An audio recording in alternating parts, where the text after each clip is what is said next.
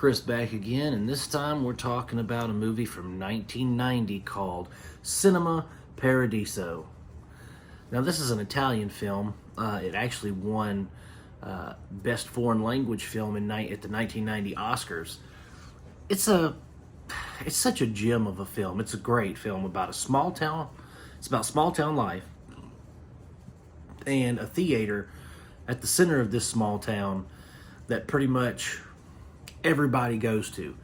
You know, the who's who of the village goes there. The mayor, the cooks, the maids. You know, everybody goes to this cinema to participate in things, and I just love the interaction between the characters. It's great. We have a little boy named Toto, and he loves going to the movies. He goes and sees the movies. He spends his mother's grocery money on going to see the movies. And so, you know, he gets into mischievous little things all around town, gets in trouble a lot, but he winds up befriending the projectionist, Alfredo. And Alfredo winds up becoming more of like a patriarchal father figure to Toto, and, you know, they bond over the years and things like that, and they bond. And then when Toto gets older, you know, he has to join the army. And then after that, he wants to leave and go to Rome and, you know, pursue his dreams. And Alfredo basically tells me, he goes, don't ever come back here because this town is a curse. But something tragic befalls Alfredo, and Toto has to come back. Or he doesn't have to, but he chooses to come back and see his town that he hasn't seen in several decades, and his mother and sister, and, you know, he just kind of relives his memories. And that's where we pick up at the beginning of the movie, is with Toto receiving the phone call as an old man, or I say a middle-aged man, and, you know, his mother tells him, hey, or she doesn't tell him, she tells his wife that Alfredo has passed away and that, you know, he needs to come back to town. And, you know, he's torn about this because Alfredo told him, he said, don't ever come back here, follow your dreams. He goes, I don't want to see you, I want to hear about you and what you're doing. And so I thought that was very touching when that moment happened in the film.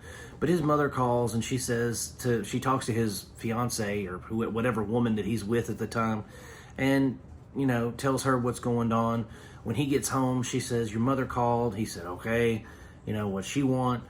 Nothing. She just said that an Alfredo has passed away, and so you can tell he's visibly upset with that. So then that's when he, you know, proceeds to go back to his home, his hometown.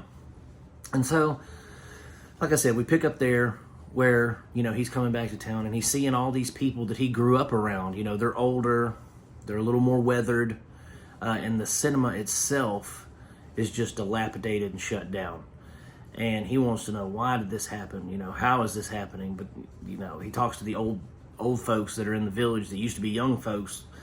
And, you know, we just find out some things. But I loved the way that this film really encapsulates small town life, whether it be in America, Italy, the Sudan, wherever.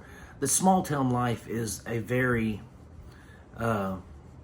touching life. You know, because you have so many people that live in this one area that know each other and know about each other's plights and struggles and triumphs and all that kind of thing. And so everybody's almost like symbiotically held together by this town and this theater. Because like I said, the theater itself is almost like a character, because you hear people's reactions to it and people in it. And in fact, in the theater, you see relationships form that last throughout the entire movie, last throughout the entire life of Toto. You know, there's a couple that meet in the theater during a horror movie, and then, you know, when Toto comes back to town, he sees that same couple still together. And that just kind of speaks volumes to me about, you know, the small town life that they're trying to show and exhibit in this film.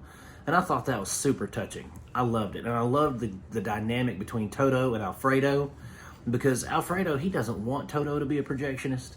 He doesn't want Toto hanging around because he's kind of a bitter, cranky old man. But he winds up falling in love with Toto. He sees him as a son. He sees him as a confidant. And I loved that. And I just loved the chemistry that they had in the film. And I've been wanting to see this for a couple years now. And I finally got around to it, and I realized there's a director's cut out there that's about 3 hours long. I got the theatrical version. The theatrical version, it was, again, excellent movie, 5-star movie. But I feel like the theatrical version had a lot of meat and potatoes cut out, because some of the things in the film that they refer to and talk about, you never actually see happen to give you a background or context to why they're talking about that. And that's one of the things that kind of threw me off in the film, because sometimes they would refer to something and I'm like, I don't remember that happening. I don't remember seeing that. But apparently that happens in the director's cut and it got cut out. So that would explain some of the editing inconsistencies, I guess. But other than that, I mean, the film's phenomenal. Absolutely phenomenal. And I suggest, if you're a fan of foreign language films, if you're a fan of just feel-good coming-of-age stories, this is a movie for you. This is a 5-star movie. I couldn't find it anywhere streaming that I didn't have to pay for, But I got it on the Netflix mailing queue, and it was, I'm glad that this was one of my final rentals on there, because it was well worth it. But yeah, it's a 5-star movie, guys.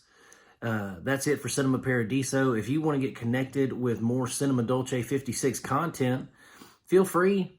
Join up on the Facebook page. Go over there and click on the magnifying glass. Look us up. If you like what you saw here, like and subscribe. Hit the bell for notifications. But that's it, guys. As long as you keep watching, I'll keep making them. God bless and peace out, my friends.